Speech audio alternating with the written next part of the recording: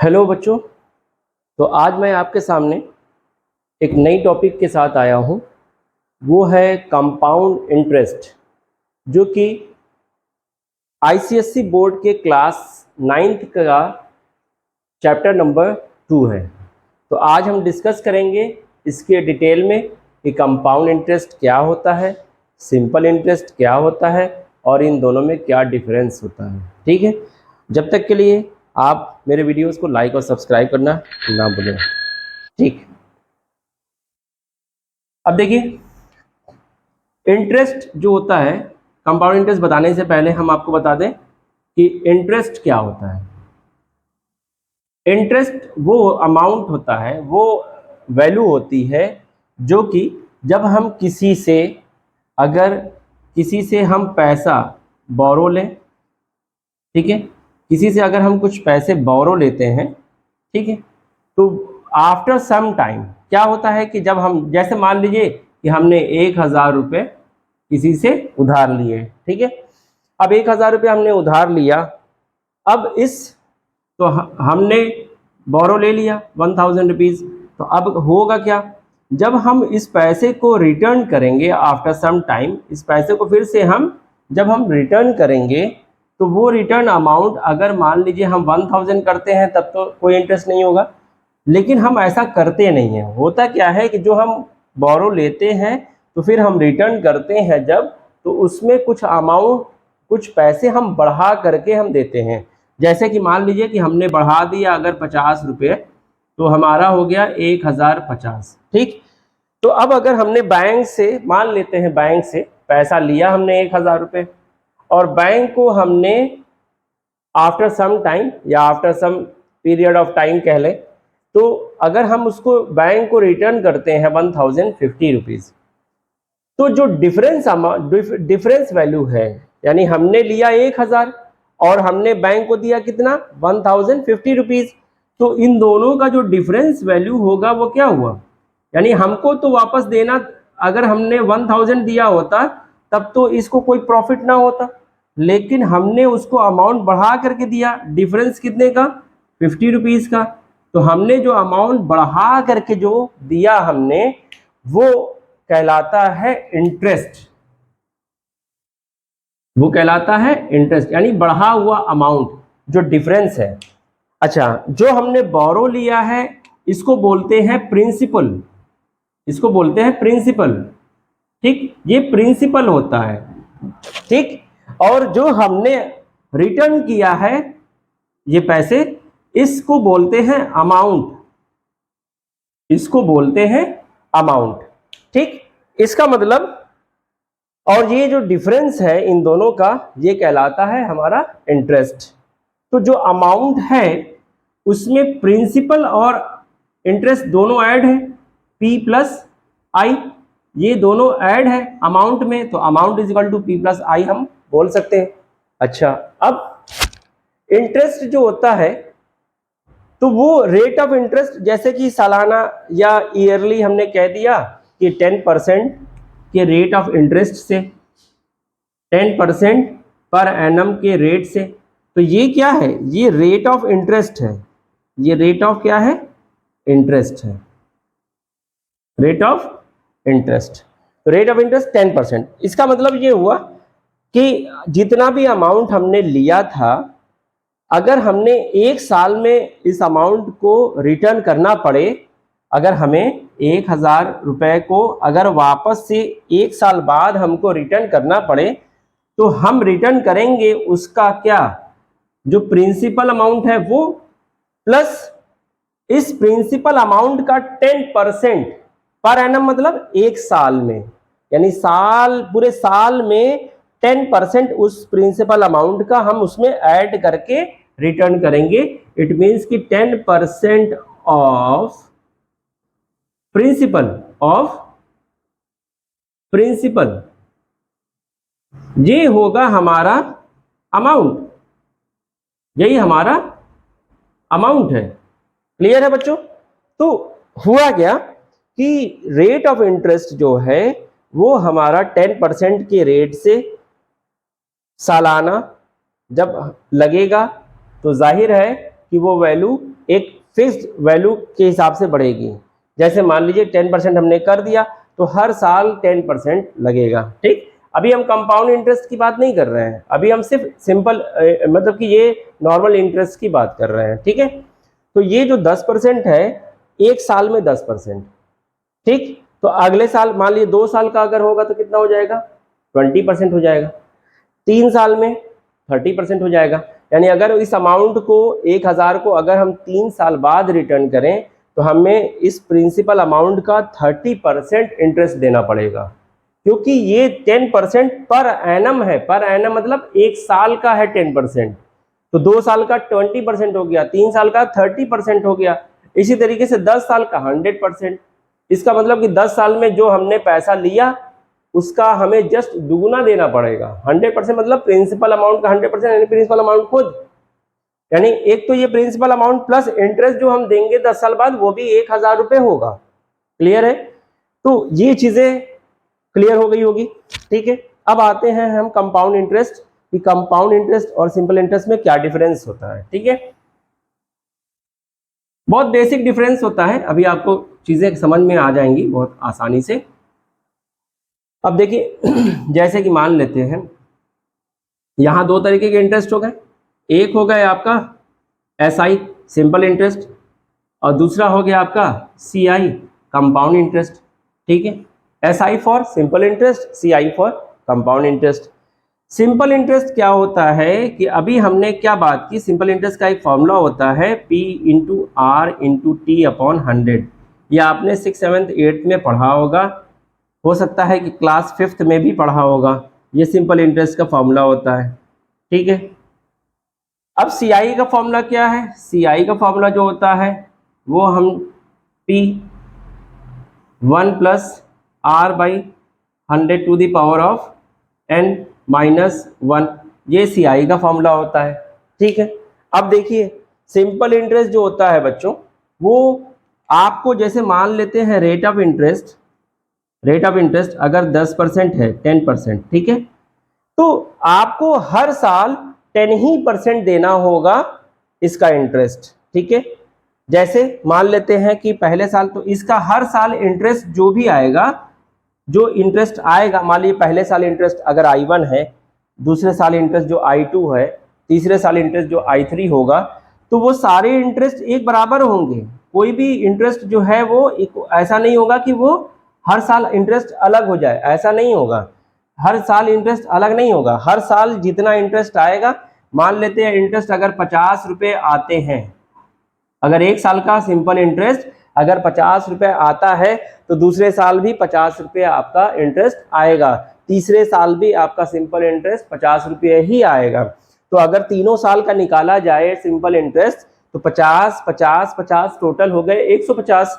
It means कि आपका जो सिंपल इंटरेस्ट 3 साल के लिए जो होगा वो 150 रुपीज़ हो जाएगा। ठीक है, लेकिन इसके साथ क्या है, तो यहाँ पे जो प्रिंसिपल है वो कभी भी चेंज नहीं होता है। वो प्रिंसिपल हमेशा हर साल के लिए क्या होता है, फिक्स्ड होता है, जिसकी वजह से इंटरेस्ट बार बार क्या होता है, बराबर आता है हमेशा 10%। जब आप 10% निकालोगे प्रिंसिपल अमाउंट का, प्रिंसिपल अमाउंट तो फ्लक्चुएट कर नहीं रही है। ठीक, तो जब फ्लक्चुएट नहीं करेगी, जब वैरी नहीं करेगी, चेंज नहीं होगी, तो होगा क्या कि जो प्रिंसिपल अमाउंट है वो फिक्स रहेगा। तो बार बार जो इंटरेस्ट 10% हम निकालेंगे हर साल का, वो हमारा एक फिक्स अमाउंट, फिक्स इंटरेस्ट आएगा। ठीक है, 50 रुपये आया तो 50 रुपये हर साल का 50 रुपये आएगा। ठीक, लेकिन यहाँ ऐसा नहीं है कंपाउंड इंटरेस्ट के साथ। कंपाउंड इंटरेस्ट क्यों डिफरेंट है ये बताइए। कंपाउंड इंटरेस्ट यहाँ सिंपल इंटरेस्ट से बिल्कुल डिफरेंट है। डिफरेंट ये है कि पहले साल तो कंपाउंड इंटरेस्ट सिंपल इंटरेस्ट के बराबर होगा, यानी अगर जैसे सिंपल इंटरेस्ट यहाँ 50 रुपये आया तो यहाँ पे भी कंपाउंड इंटरेस्ट जो पहले साल का होगा वो 50 रुपये ही आएगा। ठीक, लेकिन नेक्स्ट ईयर यानी सेकेंड ईयर के लिए ये इंटरेस्ट फॉर द सेकेंड, ये तो फर्स्ट ईयर के लिए ना, फॉर फर्स्ट ईयर। ठीक, लेकिन अगर हम बात करें सेकेंड ईयर की कि फॉर सेकेंड ईयर, तो ये प्रिंसिपल, ये जो इंटरेस्ट है वो हमारा ₹50 होगा क्या, नहीं, 50 नहीं होगा। क्यों, यही तो डिफरेंस है CI और SI में। कंपाउंड इंटरेस्ट जो होता है वो हर साल आपका जो है वो इंटरेस्ट बढ़ता जाता है, इंक्रीज होता जाता है। कैसे? क्यों? क्योंकि प्रिंसिपल यहाँ पे हर साल चेंज हो जाता है।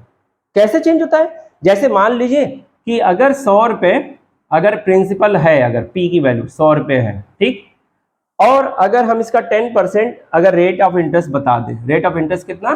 10%, ठीक, तो जो 10% होगा 100 का वो कितना होगा सालाना? पर ईयर अगर देखा जाए पर एनम, तो वो आपका 10 रुपीज आएगा, ठीक है। लेकिन ये 10 रुपये पहले साल आएगा, फर्स्ट ईयर आएगा। सेकेंड ईयर में वो क्या हो जाएगा? सेकेंड ईयर में प्रिंसिपल जो होता है, जो सेकेंड ईयर में जो प्रिंसिपल होता है वो आपका प्रिंसिपल जो फर्स्ट ईयर का था, ठीक है, जो फॉर सेकेंड ईयर जो प्रिंसिपल है वो हमारा प्रिंसिपल चेंज हो जाता है। यानी जो फर्स्ट ईयर का प्रिंसिपल और प्लस जो इंटरेस्ट आया है 1 साल का, तो ये दोनों मिल करके जो प्रिंसिपल बनेगा वो सेकेंड ईयर का वो प्रिंसिपल हो जाएगा, ठीक है। यानी कि मेरे कहने का मतलब ये है कि कंपाउंड इंटरेस्ट में हर साल, पहले साल तो बिल्कुल सेम रहेगा, सिंपल इंटरेस्ट और कंपाउंड इंटरेस्ट में कोई फर्क नहीं होगा, लेकिन चेंज आता है तो सेकेंड ईयर से। क्योंकि सेकेंड ईयर में क्या होता है बच्चों, प्रिंसिपल पे 10% तो लगता ही लगता है, लेकिन आपके जो इंटरेस्ट आया है फर्स्ट ईयर में, सेकेंड ईयर के लिए फिर उस इंटरेस्ट पे भी आपको 10% इंटरेस्ट देना होगा, ठीक है। यानी कहने का मतलब ये है कि आपका फर्स्ट ईयर का मान लेते हैं, चलिए 10% हम मान लेते हैं कि फर्स्ट ईयर में आपको 10% देना होगा, ठीक है। लेकिन सेकेंड ईयर में क्या होगा कि 10% प्रिंसिपल अमाउंट का तो देना ही है, लेकिन जो आपका इंटरेस्ट आया है 1 साल का उस पर भी 10% आपको इंटरेस्ट निकालना होगा, यानी इंटरेस्ट पे भी इंटरेस्ट, ठीक है, समझ में आ रहा है। तो आपको क्या करना होगा कि सेकेंड ईयर में जो आपका इंटरेस्ट में जो डिफरेंस आएगा वो इसी वजह से आता है क्योंकि आपको इंटरेस्ट का भी इंटरेस्ट देना होता है। समझ में आ गया? चलिए अब आपको हम क्वेश्चन से भी क्लियर कर देते हैं कुछ एग्जाम्पल दे करके। जब एग्जाम्पल करेंगे तो समझ में आ जाएगा कि क्या होता है। तो समझ में आ गया होगा वैसे कि प्रिंसिपल, जब सिंपल इंटरेस्ट की बात करते हैं तो हर साल इंटरेस्ट हमारा जो होता है वो इक्वल आता है। क्यों इक्वल आता है? क्योंकि प्रिंसिपल अमाउंट चेंज नहीं होता है, हर साल के लिए प्रिंसिपल अमाउंट सेम होता है। लेकिन कंपाउंड इंटरेस्ट के साथ ऐसा नहीं है। कंपाउंड इंटरेस्ट के साथ क्यों ऐसा नहीं है? क्योंकि ये हर साल प्रिंसिपल अमाउंट अपना चेंज करता है। क्यों चेंज होता है? वजह क्या है? क्योंकि जो सेकेंड ईयर का जो प्रिंसिपल होगा वो फर्स्ट ईयर के प्रिंसिपल और जो फर्स्ट ईयर में जो इंटरेस्ट आया है उन दोनों का सम होगा। यानी सेकेंड ईयर में जो प्रिंसिपल बनेगा वो फर्स्ट ईयर का इंटरेस्ट और जो प्रिंसिपल अमाउंट है उन दोनों का कॉम्बिनेशन होगा। क्लियर? इसी तरीके से जब थर्ड ईयर की बात करें तो थर्ड ईयर में क्या होगा? थर्ड ईयर में फिर प्रिंसिपल अमाउंट चेंज हो जाएगा, प्रिंसिपल चेंज हो जाएगा। क्यों प्रिंसिपल चेंज हो जाएगा? क्योंकि भाई जो सेकेंड ईयर में आपका जो इंटरेस्ट आया है वो और प्लस प्रिंसिपल, ठीक है, तो जो आएगा वो उन दोनों का सम थर्ड ईयर का प्रिंसिपल बन जाएगा। तो हर साल कंपाउंड इंटरेस्ट में क्या हो रहा है? हर साल प्रिंसिपल बदल रहा है, वेरी कर रहा है, चेंज हो रहा है ड्यू टू इंटरेस्ट, ठीक। जबकि सिंपल इंटरेस्ट के साथ ऐसा बिल्कुल भी नहीं है, हर साल प्रिंसिपल सेम रहेगा जिसकी वजह से हर साल का इंटरेस्ट बिल्कुल सेम आएगा। अब आते हैं हम कुछ एग्जाम्पल कराते हैं। तो बच्चों देखिए ये है example, find the amount and the compound interest on 15,000 for 2 years at 8% per annum. तो सबसे पहले तो हमें क्वेश्चन समझना होगा कि क्वेश्चन में क्या पूछ रहा है। एक तो आपका पूछ रहा है अमाउंट और दूसरा पूछ रहा है CI कंपाउंड इंटरेस्ट, किस पर? इस पर। तो ये हो जाएगा आपका प्रिंसिपल। तो सबसे पहले हमको लिखना होगा गिवन कि क्या क्या गिवन है। गिवन है P कितना? 15,000, चलिए 15,000 हो गया, ठीक है। दूसरा टाइम है आपका कितना? 2 years, 2 years, ठीक। इसी को, इस टाइम T को हम N भी बोलते हैं, नंबर ऑफ ईयर्स, ठीक है। जो फॉर्मूले में हमने CI का जो फॉर्मूला लिखा था अभी हम बताते हैं आपको। पहले लिख लेते हैं क्या क्या चीज़ें गिवन है। 8% पर एनम, ये रेट ऑफ इंटरेस्ट है यानी आर। तो आर को हम सिंपल आर, स्मॉल आर भी लिख सकते हैं। 8% पर एनम, 8% पर एनम। चलिए अब सी आई का फॉर्मूला देखिए। सी आई का फॉर्मूला क्या होता है, अभी हमने आपको बताया था क्या है। पहले अमाउंट का फॉर्मूला लिख लेते हैं। अमाउंट का फॉर्मूला होता है क्या, P 1 plus R by 100 to the power of N, ये होता है। ठीक, अब जब सी आई की बात आई, कंपाउंड इंटरेस्ट, तो कंपाउंड इंटरेस्ट का फॉर्मूला क्या होता है, ए माइनस पी। इंटरेस्ट जो होता है वो अमाउंट में से जब हम प्रिंसिपल को सब्ट्रैक्ट करते हैं तो हमें इंटरेस्ट मिलता है। अब ए की जगह पे देखिए हम क्या रख सकते हैं, ये पूरी वैल्यू रख सकते हैं, P 1 plus R by 100 to the power of 100 to the power of N और माइनस पी। सबसे पहली चीज़ समझ लिया जाए कि क्या क्या चीज़ें हैं। ए जो है बच्चों वो है अमाउंट, ठीक है, वो है अमाउंट। पी जो है वो प्रिंसिपल है जो हम बोरो लेते हैं, ठीक है। आर, स्मॉल आर, यहाँ पे रेट ऑफ इंटरेस्ट है कि रेट ऑफ इंटरेस्ट सालाना कितना है पर एनम, ठीक है। तो पर एनम भी होता है, हाफ ईयरली भी होता है, क्वार्टरली भी होता है, तो वो रेट ऑफ इंटरेस्ट गिवन होगा, ठीक है। तो कंपाउंडेड, कभी कभी आपको क्वेश्चन में कंपाउंडेड एनुअली भी मिलेगा, कभी कंपाउंडेड हाफ ईयरली मिलेगा, तो कभी कंपाउंडेड आपको जो है क्वार्टरली भी मिलेगा। तो उसके लिए हम आपको बता देंगे अभी जस्ट इस एग्जांपल देने के बाद हम सारी चीज़ें डिटेल में आपको एक्सप्लेन कर देंगे, ठीक है। तो ये जो n है, ये n, ये आपको ये बताता है नंबर ऑफ ईयर्स। ये क्या है, ये नंबर ऑफ ईयर्स है, ठीक। और ये जो r है वो रेट ऑफ इंटरेस्ट है, रेट ऑफ इंटरेस्ट है, ठीक है। p जो है वो प्रिंसिपल है, p जो है वो प्रिंसिपल है, और a जो है वो अमाउंट है। ये क्या है, अमाउंट है, ठीक है। तो r और n जो है ये बदलते रहते हैं। ये पीरियड ऑफ टाइम के लिए होता है कि कितने कंपाउंडेड एनुअली है कि कंपाउंडेड हाफ ईयरली है, वो हम बताएंगे अभी आपको। n की वैल्यू चेंज होती रहती है, ठीक है। अगर ईयरली बोला रेट ऑफ इंटरेस्ट, तो यहाँ n जो लेंगे वो नंबर ऑफ ईयर्स ईयरली लेंगे, यानी ईयर के हिसाब से लेंगे। अगर आप rate of interest half yearly बोलता है तो हम यहाँ पे n की वैल्यू चेंज कर देंगे। फिर वो हम n की वैल्यू क्या करेंगे, वो हाफ ईयरली के अकॉर्डिंग लेंगे, यानी हर 6 महीने को 6 मंथ्स को हम 1 मानेंगे। n की value for 6 month n is equal to 1 हो जाएगा, ठीक है। तो अब देखिए यहाँ पे ये सी आई है, कंपाउंड इंटरेस्ट। सी आई क्या है, कंपाउंड इंटरेस्ट है, ये आपका कंपाउंड इंटरेस्ट है, ठीक है। अच्छा चलिए अभी हम पहले ये क्वेश्चन कर लेते हैं, फिर हम आपको बताते हैं डिटेल में फॉर्मूले के बारे में, ठीक है। देखिए यहाँ पे क्या है, प्रिंसिपल गिवन है, नंबर ऑफ ईयर्स गिवन है, रेट ऑफ इंटरेस्ट गिवन है, और आपको निकालना है अमाउंट और सिंपल इंटरेस्ट। सबसे पहले एक काम करते हैं, अमाउंट का फॉर्मूला लगाते हैं। अमाउंट इज इक्वल टू क्या है, P 1 plus R by 100 to the power of n। तो P की प्लेस पे क्या रखेंगे बच्चों, हम P की प्लेस पे रखेंगे 15,000। तो आपने रख लिया यहाँ पे 15,000, ठीक। ब्रैकेट में क्या रखेंगे, 1 प्लस आर बाई 100, तो r क्या, रेट ऑफ इंटरेस्ट, यहाँ पे कितना है 8, तो आप लिखेंगे 8 अपॉन 100। यहाँ पे नंबर ऑफ ईयर्स कितने हैं, n इज इक्वल टू कितना है 2 ईयर्स, तो यहाँ पे लिखेंगे हम 2, ठीक है। अब जो वैल्यू यहाँ पे कट सकती है तो आप इसको कट कर लें। जैसे मान लीजिए ये 4 से कट जाएगा, 4 2 ज़ा 8, और ये कट जाएगा 4 से 25 टाइम में, ठीक।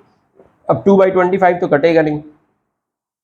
अब क्या हो जाएगा यहाँ पे 15,000 मल्टीप्लाई बाई क्या हो जाएगा 15 1 ज़ा 25, 1 ज़ा 25 और 2 27, तो यहाँ पे 27 बाई क्या हो जाएगा बच्चों 25, इसका होल स्क्वायर। तो अब क्या हो जाएगा यहाँ से, देखिए यहाँ से हो जाएगा ये 15,000 मल्टीप्लाई बाई ये स्क्वायर है तो ये 2 टाइम्स आ जाएगा 27 इंटू 27 अपॉन 25 इंटू 25, ठीक है। अब यहाँ पे क्या करेंगे बच्चों, यहाँ पे देखिए, यहाँ पे हम 25 से इसको हम कट कर लें, कट जाएगा। देखिए कैसे, देखिए यहाँ 15,000 है, 15,000 को हम ऐसे लिख सकते हैं 15 मल्टीप्लाई बाई 1000, ठीक है, मल्टीप्लाई बाई 27 अपॉन 25 इंटू 25। अब इस 25 से ये 4 टाइम में कटेगा 100 और ये 0 आ जाएगा, ठीक, अब क्या करेंगे, फिर से हम देखिए ये 5 से काटेंगे, 5 5 ज़ा 25 और 5 8 ज़ा 40। ठीक है, यहाँ 5 से फिर ये 5 से फिर ये 15 कट जाएगा 3 टाइम में, तो आपके पास क्या बचेगा, 3 इंटू 8 इंटू 27 इंटू 27। ठीक है बच्चों, अब क्या करेंगे हम, 27 इन सब का मल्टीप्लाई करके जो वैल्यू आएगी वही आपका आंसर हो जाएगा। तो ये हो जाएगा 8 3 ज़ा 24 और 27 का स्क्वायर कितना होता है, 27 का स्क्वायर हो जाएगा आपका 7 इंटू 7 49, 7 टू ज़ा 14 और 4 18 और ये हो जाएगा 54, फिर 9 8 4 12 2 कैरी 1, तो ये हो जाएगा 729। उसके बाद फिर हम क्या करेंगे, 84 से मल्टीप्लाई करेंगे, 3 8 ज़ा 24 है ना, 24 से हम मल्टीप्लाई कर देंगे, 24 से जब मल्टीप्लाई कर देंगे तो क्या आ जाएगा, 4 9 ज़ा 36, 6 कैरी 3, 4 2 ज़ा 8, 3 11 1 कैरी 1, 4 7 ज़ा 28 और 1 29। ठीक, और फिर 2 से ये कटेगा, 2 से ये टेबल पढ़िए, 2 9 ज़ा 18, 8 कैरी 1, 2 2 ज़ा 4 1 5 और 1 नहीं 2 7 ज़ा 14। ठीक है, तो ये हो जाएगा 6 9 9 5 14 4 कैरी 1, ये हो जाएगा 7, ये हो जाएगा 1। तो ये आ गया आपका अमाउंट 17,496। तो ये अमाउंट आया है बच्चों। ठीक है, ये अमाउंट की वैल्यू है। क्लियर है। अब जब आपको इंटरेस्ट निकालना होगा तो कैसे निकालेंगे, इंटरेस्ट निकालने के लिए आप अमाउंट में से प्रिंसिपल को क्या करेंगे, सब्ट्रैक्ट कर देंगे। ठीक है, तो देख लेते हैं, इसको इरेज कर देते हैं। ठीक है, अब देखो तो सी आई हमारा क्या आ जाएगा, ए माइनस पी। अमाउंट कितना है 17,496। ठीक है, ये अमाउंट है। और प्रिंसिपल कितना है 15,000। प्रिंसिपल कितना है 15,000। ठीक है, तो क्या आ जाएगा बच्चों, ये आ जाएगा 2,496 हमारा कंपाउंड इंटरेस्ट। 2 साल का जो कंपाउंड इंटरेस्ट आया है वो है 2,496।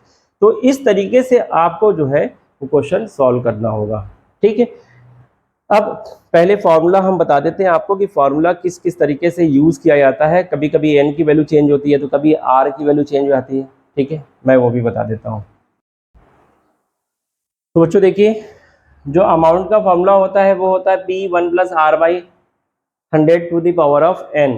n ये बताता है नंबर ऑफ ईयर्स। ठीक है, अच्छा एक वर्ड आपको मिलेगा कभी कभी आपको इस तरीके से, कंपाउंडेड एनुअली।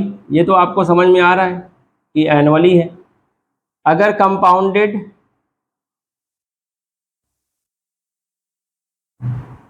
हाफ ईयरली भी बोलता है, हाफ ईयरली, या ये भी कह सकता है कि कंपाउंडेड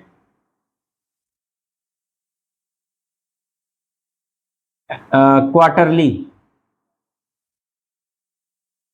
तो बच्चों एक चीज का ध्यान रखिएगा आप लोग, वो ये कि जब भी देखिए रेट ऑफ इंटरेस्ट, अगर रेट ऑफ इंटरेस्ट जो है वो पर एनम में अगर गिवन है, जैसे मान लीजिए कि 10% पर एनम दिया हुआ है। ठीक, तो अब अगर पर एनम के हिसाब से दिया हुआ है ये रेट ऑफ इंटरेस्ट, तो ये बताइए अगर हम रेट ऑफ इंटरेस्ट अगर 6 महीने का पूछे तो क्या हो जाएगा, 6 महीने का तो इसका हाफ हो जाएगा ना।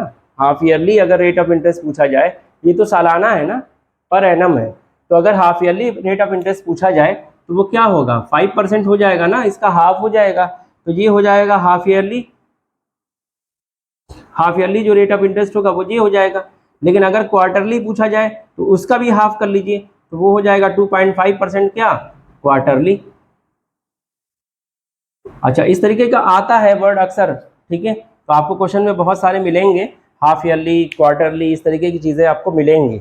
लेकिन एक चीज़ का ध्यान रखिएगा कि एन जो होता है, ये जो होता है एन, वो क्या होता है, वो कन्वर्जन पीरियड होता है। तो एन जो है वो आपका क्या है, एन जो है वो क्या है, कन्वर्जन पीरियड होता है, कन्वर्जन पीरियड। तो अब अगर मान लें हम कि एक साल में अगर हाफ ईयरली के अकॉर्डिंग अगर एन की वैल्यू देखा जाए कन्वर्जन पीरियड, तो देखिए ईयरली के हिसाब से अगर रेट ऑफ इंटरेस्ट दिया हुआ है तब तो ये एन की वैल्यू 1 हो जाएगी ईयरली के बेसिस पे। लेकिन अगर हम हाफ ईयरली की बेसिस पे देखा जाए तो हाफ ईयरली पे एन की वैल्यू क्या हो जाएगी एक साल के लिए 2 हो जाएगी, क्योंकि कितने हाफ ईयरली होंगे एक साल में? एक साल में 2 हाफ ईयरली होंगे, क्योंकि आप यहाँ पे जो रेट ऑफ इंटरेस्ट रखेंगे यहाँ पे वो rate of interest half yearly रखेंगे आप, ठीक है। तो इसके अकॉर्डिंग आप जो नंबर ऑफ ये कन्वर्जन पीरियड है ये भी तो चेंज होगा। तो जितने कन्वर्जन, जैसे मान लिया आपने rate of interest half yearly लिया है तो एक साल में ये कितने कन्वर्जन पीरियड होंगे? 2। क्यों? क्योंकि 2 हाफ ईयरली आएंगे ना। अगर 1.5 साल की बात करें तो यहाँ पे नंबर ऑफ जो एन की वैल्यू आएगी वो 3 हो जाएगी। ये तो एक साल के लिए है ना, फॉर 1 ईयर, फॉर 1 ईयर। कब? जब हाफ ईयरली लगे तब, रेट ऑफ इंटरेस्ट जब हाफ ईयरली हो, ठीक है, तब ये एन की वैल्यू 2 हो जाएगी। लेकिन अगर क्वार्टरली की बात करें, ये क्वार्टरली की बात करें तो क्वार्टरली में क्या हो जाएगा? एन की वैल्यू क्या हो जाएगी एक साल में? 4 हो जाएगी। एन की वैल्यू क्या हो जाएगी? 4 हो जाएगी। तो जब देखिए क्वेश्चन बहुत ध्यान से समझने वाली वो चीज़ें हैं कि होता क्या है, बच्चे करते क्या मिस्टेक है कि रेट ऑफ इंटरेस्ट गिवन रहता है पर एनम, अब क्वेश्चन में दे देगा कंपाउंडेड क्वार्टरली। अब क्वेश्चन को वो ध्यान से समझेंगे नहीं और फौरन क्वेश्चन लगाना स्टार्ट कर देंगे। मिस्टेक यहीं पे होती है। तो सबसे पहले अगर क्वार्टरली दिया है तो हम उसको क्या करेंगे? रेट ऑफ इंटरेस्ट क्वार्टरली के हिसाब से रखेंगे 2.5। और अगर एक साल का है टाइम तो आप एन की वैल्यू कर लेंगे 4, क्योंकि 4 क्वार्टरली बनेंगे। एक साल में कितने क्वार्टरली? 4। और अगर हाफ ईयरली कंपाउंड, यहाँ रेट ऑफ इंटरेस्ट अगर हाफ ईयरली गिवन है तो आपको आर जो रेट ऑफ इंटरेस्ट होगा वो 5% हो जाएगा। तो एन की वैल्यू कितनी हो जाएगी? एक साल में कितने हो जाएंगे? एन की वैल्यू 2 हो जाएगी, क्योंकि 2 हाफ ईयरली होगा, एन की वैल्यू 2 यानी 2 हाफ ईयरली, ठीक, क्योंकि रेट ऑफ इंटरेस्ट आप क्या ले रहे हो? Half yearly. तो याद रखिएगा कि एन की वैल्यू रेट ऑफ इंटरेस्ट पे डिपेंड करती है, कि rate of interest conversion period पे, कि ये रेट ऑफ इंटरेस्ट आप कितना ले रहे हो, हाफ ईयरली ले रहे हो या क्वार्टरली ले रहे हो कि क्या ले रहे हो, कि पर एनम ले रहे हो, ठीक है। तो इस चीज़ों का ध्यान रखेंगे कि अगर कंपाउंडेड एनुअली कह रहा है तब तो कोई दिक्कत नहीं है, एन की वैल्यू सिंपल, ठीक है। लेकिन अगर हाफ ईयरली कह दे या क्वार्टरली कह दे तो वहाँ पे आप ये देखेंगे कि कितने साल के लिए पूछ रहा है। अब मान लीजिए 1 साल के लिए पूछ रहा है तो हाफ ईयरली 2 होंगे। अगर 2 साल के लिए पूछ रहा है तो एन की वैल्यू 4 हो जाएगी, क्योंकि 2 साल में 4 बार हाफ ईयरली आएगी ना, 6 month 6 month 6 month 6 month. How many 4 6th month, 4 times 6 month होगा तो एन की वैल्यू 4 हो जाएगी, ठीक। अगर क्वार्टरली पूछे, क्वार्टरली अगर कहता है कि कंपाउंडेड क्वार्टरली तो आपका रेट ऑफ इंटरेस्ट घट के क्या हो जाएगा? 1/4 हो जाएगा। जो एनुअली रेट ऑफ इंटरेस्ट है उसका 1/4 कर लेंगे रेट ऑफ इंटरेस्ट, तो आर की वैल्यू निकल जाएगी। और दूसरा एन की वैल्यू अगर 2 साल के लिए पूछ रहा है तो कितने क्वार्टरली होंगे 2 साल में? एक साल में 4 हुए क्वार्टरली, तो 2 साल में कितने हो जाएंगे? 8, टोटल हो जाएंगे 8। तो एन की वैल्यू यहाँ पे हम क्या रख देंगे? 8 रख देंगे। इस चीज का ध्यान रखिएगा। और एक चीज हम बता दें आपको कि कभी कभी क्या होता है कि रेट ऑफ इंटरेस्ट हर साल बदलता रहता है। जैसे मान लें कि अगर R1 हमारा 10% है पहले साल, मान लीजिए R2 हमारा जो है वो दूसरे साल 12% हो जाए, मान लीजिए R3 वो तीसरे साल के लिए हमारा 8% हो जाए। तो देखिए बाबू, ऐसा है कि जब आप इसको जब लगाएंगे फॉर्मूला तो आप क्या करेंगे, यहाँ पे जो n है ये आपका ये चेंज हो जाएगा। कैसे चेंज होगा? देखिए, ये एक एक साल का हम करेंगे रेट ऑफ इंटरेस्ट, यहाँ रखेंगे हम 10/100 इंटू दूसरे साल का हम कर देंगे, यानी यहाँ पे जो फॉर्मूला आपका बनेगा वो इस तरीके से बन जाएगा 1 + R1/100, 1 + R2/100 और 1 + R3/100। और अगर और भी साल का दिया हुआ है R4, R5 इस तरीके से दिया हुआ है सक्सेसिव ईयर्स, ठीक है, तो यहाँ पे हम और भी रेट ऑफ इंटरेस्ट इसी तरीके से कंटिन्यू कर देंगे, ठीक है। तो ये फॉर्मूला है, इस तरीके से आपको यूज करना है, ठीक। क्योंकि देखिए यहाँ पे क्या है, एक चीज और, अगर हम यहाँ पे, ठीक है, यहाँ पे n होता है, ठीक, तो अब अगर हम जब रेट ऑफ इंटरेस्ट 10% है तो रेट ऑफ इंटरेस्ट चेंज नहीं हो रहा है, रेट ऑफ इंटरेस्ट चेंज नहीं हो रहा है। और अगर हम नंबर ऑफ ईयर्स अगर 2 कर दें, 2 ईयर्स कर दें, तो हमारा ये क्या हो जाएगा 1 प्लस आर बाई 100, ये पहले साल का, और दूसरे साल का भी 1 प्लस आर बाई 100। और मान लीजिए अगर तीसरे साल का भी अगर रेट ऑफ इंटरेस्ट अगर आर ही है, तो हम ये क्या कर देंगे 1 प्लस आर बाई 100 ये कर देंगे। तो अगर इन तीनों का मल्टीप्लाई करें तो क्या हो जाएगा, फाइनली हमको क्या मिलेगा 3 साल का 1 plus R by 100 to the power of 3 हो जाएगा। यानी यहाँ पे क्या है, रेट ऑफ इंटरेस्ट चेंज नहीं हो रहा है, हर साल क्या है रेट ऑफ इंटरेस्ट एक बराबर है। तो हमने ये क्या किया 1 plus R by 100 to the power of 3 कर दिया, क्योंकि नंबर ऑफ ईयर्स ये बता रहा है कि कितने साल का है, तो यहाँ पे 3 आ गया, एक साल का ये, दूसरे साल का ये, तीसरे साल का ये, ठीक है। तो इस तरीके से अमाउंट का जो फॉर्मूला है वो चेंज होता रहता है। इसीलिए यहाँ पे जो है हमने यहाँ पे जो 3 साल का था तो हमने 3 रख दिया, तो ये नंबर ऑफ ईयर्स बताता है एन की वैल्यू, ठीक है। अगर रेट ऑफ इंटरेस्ट अगर हर साल का सेम है तो यहाँ पे 1 plus R by 100 to the power of N कर देते हैं। और अगर रेट ऑफ इंटरेस्ट हर साल का अलग अलग है तो यहाँ पे हम R1 कर देंगे, या R2 कर देंगे, या R3 कर देंगे, और भी अगर आगे जाता है तो उसको ऐसे ही कंटिन्यू कर देंगे, ठीक है। क्लियर है?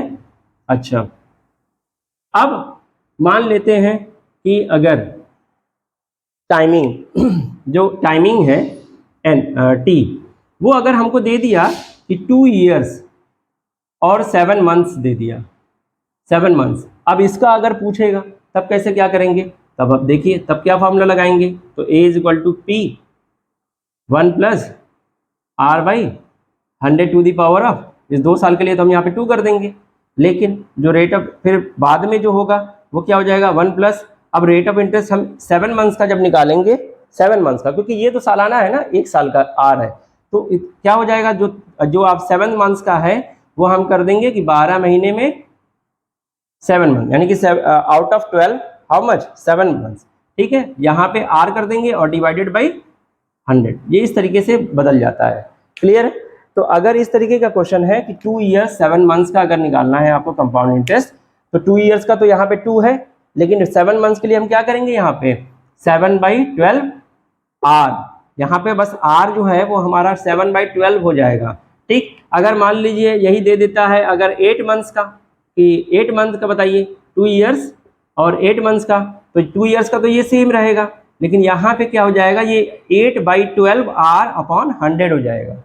या अगर मान लें 5 मंथ्स का दे दिया तो यहाँ पे 5/12 आर अपॉन 100 हो जाएगा, बाकी 2 साल का ये रहेगा, ये आपका 2 साल का रहेगा। चलिए एक और बता देते हैं आपको, अगर मान लीजिए कि इसी हिसाब से अगर दे दिया टाइमिंग अगर 3 ईयर्स, मान लेते हैं 3 ईयर्स और 3 मंथ्स दे दिया, ठीक है बच्चों। तो अब यहाँ भी क्या करेंगे, वही चीज P 1 प्लस आर बाई 100, इस 3 ईयर्स का तो हम 3 यहाँ लिख देंगे, लेकिन इस 3 मंथ्स के लिए हम क्या करेंगे 1 प्लस हम क्या करेंगे 3/12 लिख देंगे और अपॉन 100, और टू दी पावर ऑफ कुछ नहीं, यहाँ पे पावर तो होगा ही नहीं क्योंकि 3 मंथ्स का था। क्लियर है? तो ये आपका फॉर्मूला बन जाएगा। तो ये फॉर्मूला याद रखिएगा, इस तरीके से चेंज होता रहता है, ठीक है। वो टाइम जब आपका टाइम पीरियड अगर इक्वल कन्वर्जन पीरियड में ना दिया हो, अनइक्वल कन्वर्जन पीरियड में दिया होगा टाइमिंग, तो फिर वहाँ पे इस तरीके का फॉर्मूला यूज करेंगे, ठीक है। चलिए अब आते हैं हम क्वेश्चन पे, क्वेश्चन कराते हैं कुछ, इसके बाद आपका कॉन्सेप्ट और भी क्लियर हो जाएगा। हाँ तो देखिए बच्चों, ये है एक example, how much will ₹25,000 amount to in 2 years at compound interest if the rates for successive years are 4% and 5% per year, ठीक। तो सबसे पहले हमको करना क्या होगा, इस क्वेश्चन को पहले ध्यान से समझना होगा कि how much will this amount this यानी कि ये प्रिंसिपल है, how much will this 25,000 amount to in 2 years, यानी कि कितना अमाउंट ये हो जाएगा इस 25,000 जो रुपीज है वो 2 साल में कितना अमाउंट वो बन जाएगा एट कंपाउंड इंटरेस्ट। अगर कंपाउंड इंटरेस्ट जो है रेट ऑफ इंटरेस्ट अगर 4% या और 5% अगर पर ईयर अगर लगे सक्सेसिव 2 ईयर्स के लिए है बता रहे हैं, यानी फॉर 2 years, यानी पहले साल जो रेट ऑफ इंटरेस्ट है वो 4% है और सेकेंड ईयर के लिए वो रेट ऑफ इंटरेस्ट क्या है 5% है।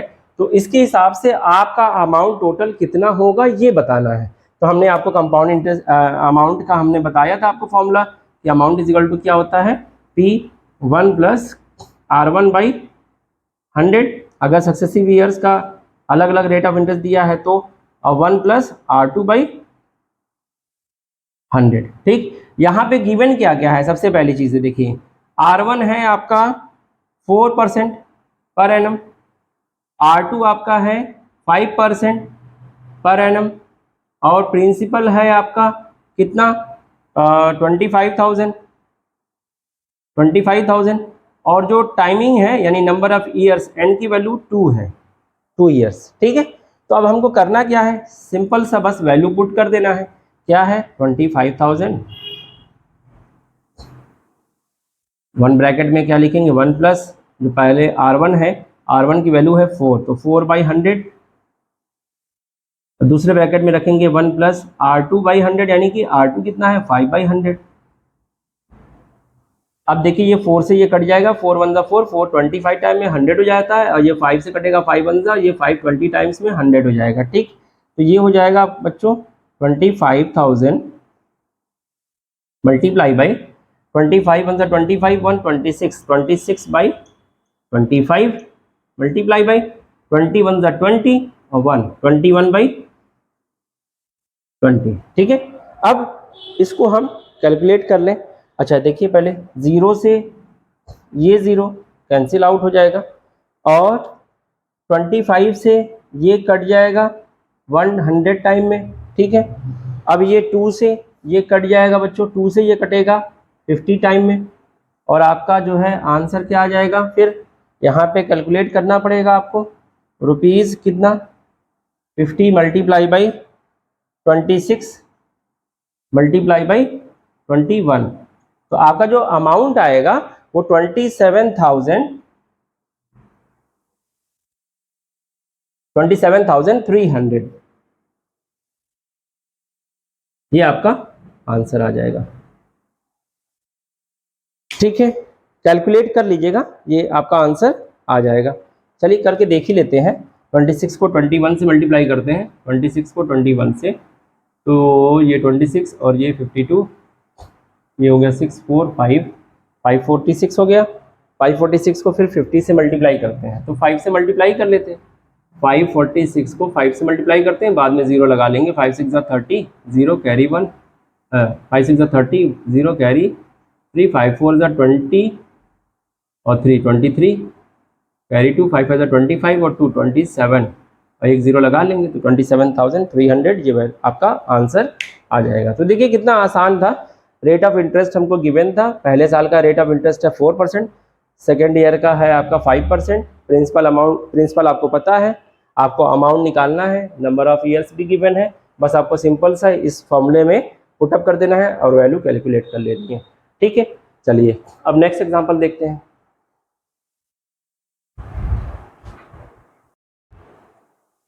तो बच्चों ये रहा दूसरा example, a sum of ₹16,000 earns a compound interest of ₹2,522 in 18 months.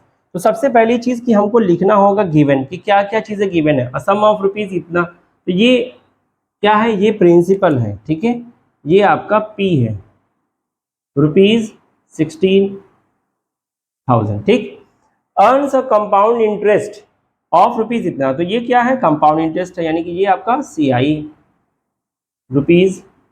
₹2,522 in 18 months when the interest is compounded half yearly. देखिए कंपाउंडेड हाफ ईयरली आ गया है इस क्वेश्चन में, कंपाउंडेड हाफ ईयरली, तो 18 मंथ्स में कितने हाफ ईयरली बनेंगे, 3 हाफ ईयरली होगा 18 मंथ्स के, 3 हाफ ईयरली बनेंगे। तो n की वैल्यू क्या आ जाएगी, यहाँ पे n की वैल्यू हम लेंगे 3, क्योंकि यही आपका नंबर ऑफ कन्वर्जन पीरियड हो जाएगा। यानी कितने कन्वर्जन पीरियड है, 3 कन्वर्जन पीरियड है, 3 18 में कितने हो जाएंगे, 3 कन्वर्जन पीरियड, 6 6 6। ठीक है, ये कन्वर्जन पीरियड। तो अब जो हमारा जो फॉर्मूला था अमाउंट वाला, वो फॉर्मूला हम लगाएंगे। A इज इक्वल टू क्या है, P1 plus R/100 to the power of n। तो यहाँ कन्वर्जन पीरियड जो n है वो 3 है, तो हमारा जो रेट ऑफ इंटरेस्ट आएगा बच्चों, वो rate of interest half yearly आएगा। इस बात का ध्यान रखिएगा, क्योंकि नंबर ऑफ कन्वर्जन पीरियड आप 6 मंथ्स के अकॉर्डिंग ले रहे हैं, तो 6 मंथ्स के अकॉर्डिंग यहाँ पे रेट ऑफ इंटरेस्ट आएगा। ठीक है, तो अब चलिए देखते हैं अमाउंट की वैल्यू दी है, नहीं दी है क्या? अमाउंट नहीं दिया है। क्या निकालना है? रेट ऑफ इंटरेस्ट निकालना है। तो अमाउंट पहले निकाल लेते हैं। यहाँ पे अमाउंट क्या हो जाएगा यहाँ पे बच्चों? प्रिंसिपल प्लस CI, ये दोनों को ऐड कर देंगे, क्या हो जाएगा? 16,000 में ये ऐड हो जाएगा 16,000 प्लस 2,522, तो बच्चों कितना हो जाएगा ये? 18,522 ये हो जाएगा। ठीक है, तो यहाँ पे देखिए अमाउंट की जगह पे हम क्या रख देंगे, देख लीजिएगा एक बार, ऐड सही है ना? 16,000 प्लस 2,000 18,522 सही है। तो यहाँ पे हम रख दें 18,522। इधर जो प्रिंसिपल जो P है, P की जगह पे क्या रखेंगे? 16,000 रख दें, ब्रैकेट में 1 प्लस रेट ऑफ इंटरेस्ट, यही तो निकालना है R,